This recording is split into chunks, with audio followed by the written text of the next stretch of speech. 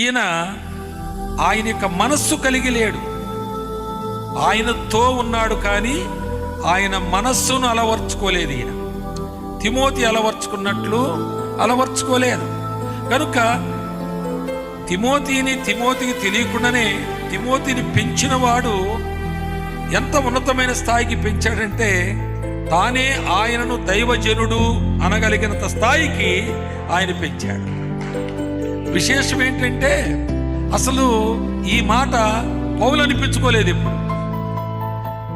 కానీ పౌలు, ఆ ఉద్ధనుడైన పౌలు తిమోతిని ఆ మాట అన్నప్పుడు తిమోతిని పెంచుటలో ఆయన తీసుకున్న శ్రద్ధ, తిమోతి చేసిన శిష్యత్వం ఎంత గొప్పదో మనం అర్థం చేసుకోగలం.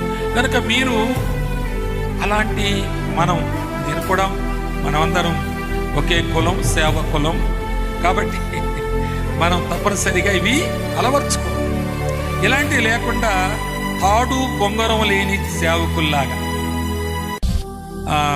తెలంగాణలో కటీ పతంగ అంటారు, అంటే దారం లేని గాలిపటంలాగా ఎక్కడికి ఎగురుతావో తెలియదు, అది ఎక్కడ ఎండపోతుందో, ఎక్కడ ముగిపోతుందో, ఎక్కడ చిక్కుకుపోతుందో తెలియదు.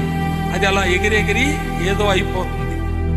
కనుక మనము అలాంటి తాడు బొంగరం లేని లేక కట్టి పతంగ లాంటి సేవకులు కాకూడదు.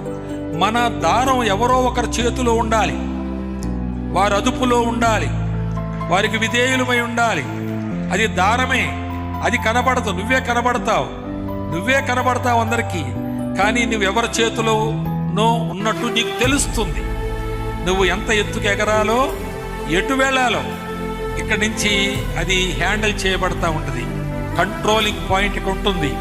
ఆ దైవజనుడు నిన్ను దైవజనుడు అనగా అప్పుడే నువ్వు దైవజనుడు. అంతేగాని నీకు నీవే అనుకుని నేను అలాగా అని నీకు నీవే చెప్పుకుంటే నువ్వు కాదు, ఒప్పించబడవు. నీవు ఒక దైవజనుడు పడక మీద ఉండి, మరణ చేయ మీద ఉండి నిన్ను ఎవరైనా అక్కడ జ్ఞాపకం చేస్తే ఆయన గొప్ప దైవజనుడని ఆయన చెప్పగలగాలి. ఆయన నీకు ఆమోద ముద్ర వేయాలి. అప్పుడే మనము దైవజనులం.